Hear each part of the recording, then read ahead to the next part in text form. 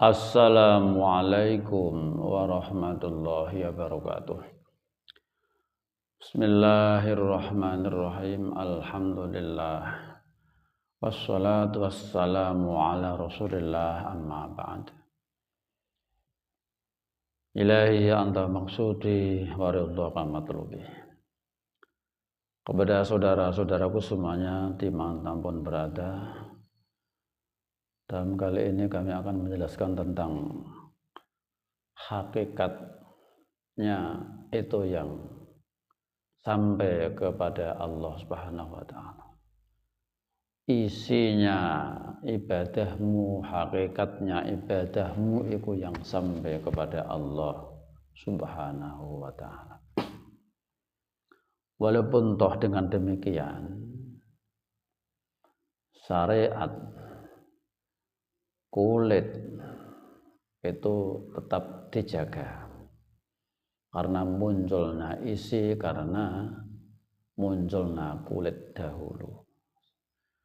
Diawali dengan syariat, kemudian diisi dengan hakikat, supaya keduanya itu bisa berjalan bersama-sama. Syariat mengatur rukun syarat jasmaniyah, undang-undang jasmaniyah. Hakikat adalah undang-undang rohaniyah dengan rukun syarat yang tertentu. Jadi begini,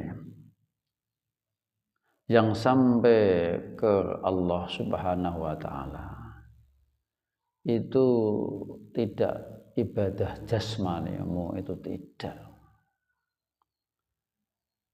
Ibadah jasmanimu tidak akan sampai ke Allah Subhanahu wa taala karena itu level dunia. Pasti akan hancur dan terbakar.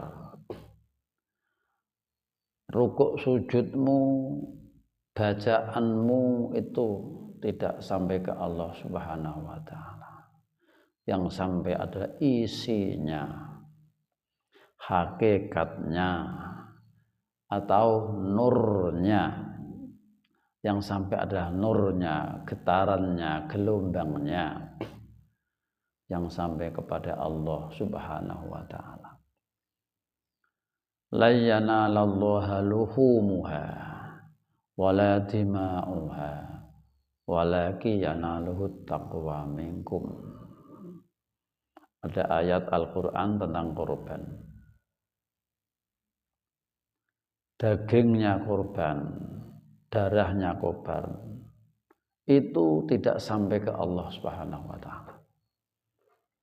Yang sampai adalah takwamu ketika kamu beserta dengan Allah Subhanahu wa taala dalam segala semua ibadahmu.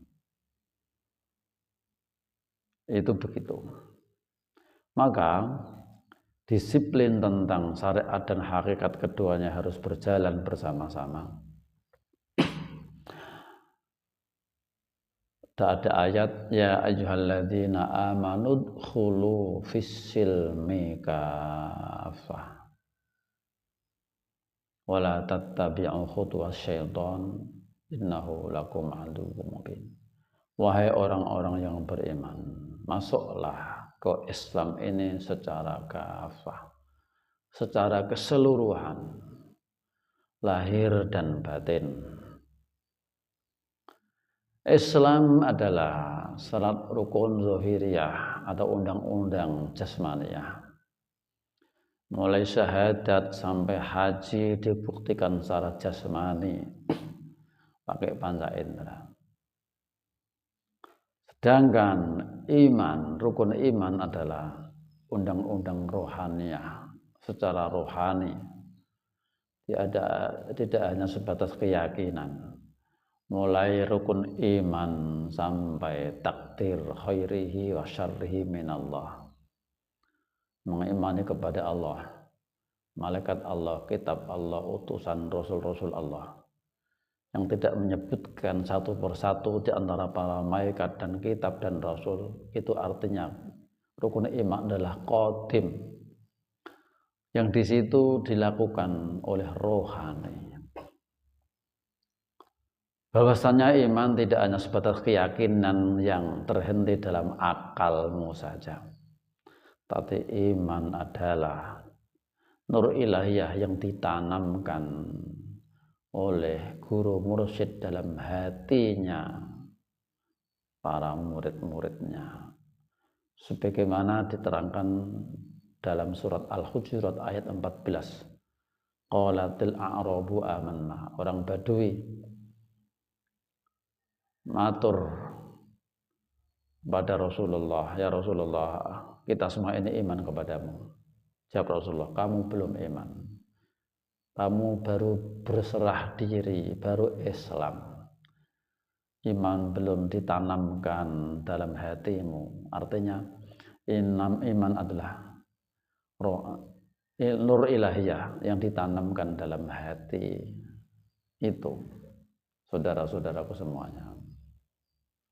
Intinya dalam penjelasan kami ini, supaya Islammu bisa kafah lahir batin, secara lahir juga menetapi rukun Islam, secara batin Islamnya roh adalah iman. Kamu harus menemukan guru sang pembimbing rohani yang dinamakan guru mursyid, karena guru mursyid adalah khalifah Allah, khalifah Rasulullah, yang senjaman di zamanmu sendiri. Karena kamu sekalian semuanya itu hidup di akhir zaman yang tidak sezaman dengan Rasulullah. Tidak mungkin bisa ketemu Rasul, maka kita harus menemui khalifahnya Rasul yang ada di zamanmu sendiri, yang mengenalkan kamu kepada Allah Subhanahu wa Ta'ala, karena kamu tidak akan bisa kenal Allah dengan sendirinya tanpa dibimbing oleh guru mursyid. Guru mursyid adalah khalifah Allah, khalifah Rasulullah. Untuk mengenal Allah tidak cukup, tidak bisa dengan panca indera, dengan akal, dengan pemahaman kitab, dengan apal-apalan, tidak bisa. Untuk mengenal Allah harus ada yang dikenalkan. Kun ma'allah, fa'ilam takun ma'allah, kun ma'aman ma'allah, fa'innahu yusulika ilallah. Besertalah kamu kepada Allah. Kalau belum bisa beserta kepada Allah, besertalah dengan orang yang telah beserta, yang sudah beserta kepada Allah. Maka orang itu akan menemukan kamu, mengenalkan kamu kepada Allah. Itulah mursyid.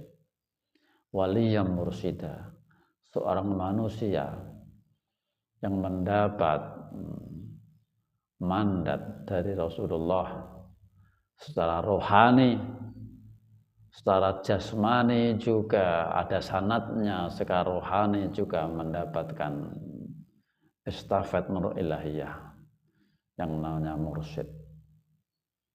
Nah, inilah yang perlu dipahami, dilakukan, diketahui oleh seluruh alam raya ini sebagai manusia, karena yang menjadi khalifah hanyalah manusia. Allah hanya menunjuk manusia untuk menjadi khalifahnya di bumi ini. Tidak jin, tidak malaikat, tapi manusia. Artinya untuk bisa mengenal Tuhan tetap lewat manusia. Kalau kamu belum mempunyai guru yang mengenalkanmu kepada Allah, yang namanya mursyid, kamu wajib mencari mursyid, karena mengenal Allah itu wajib, mengenal Tuhan itu wajib. Kalau gurumu kau anggap belum bisa mengenalkanmu kepada Allah, kamu wajib mencari guru yang bisa mengenalkanmu kepada Allah Subhanahu wa Ta'ala. Inilah pentingnya berhakikat yang disyariatkan dengan tarekat. Jadi begitu saudara-saudara sekalian. Jangan hanya berhenti dalam syariat saja. Syariat adalah dalil. Syariatnya tarekat adalah syariat, syariatnya hakikat adalah tarekat. Ketika keduanya telah berjalan antara syariat dan hakikat, akan menemukan yaitu ma'rifatullah, mengenal kepada Allah Subhanahu wa taala. Cukup sekian, semoga bermanfaat. Ini adalah tentang urian Thariqah Nasabatiyah Khalidiyah Al-Mahdiyah Nusantara dalam bimbingan guru besar kami yang ada di seluruh Nusantara. Bagi yang ingin mendekat belajar dan baiat bisa menghubungi lewat HP kami, nanti saya hubungkan ke wilayah Anda terdekat. 085 142 632 170, 085 142 632 170. Sekian. Ilahi anta maksudi wa ridhoka matlubi. Wassalamualaikum warahmatullahi wabarakatuh.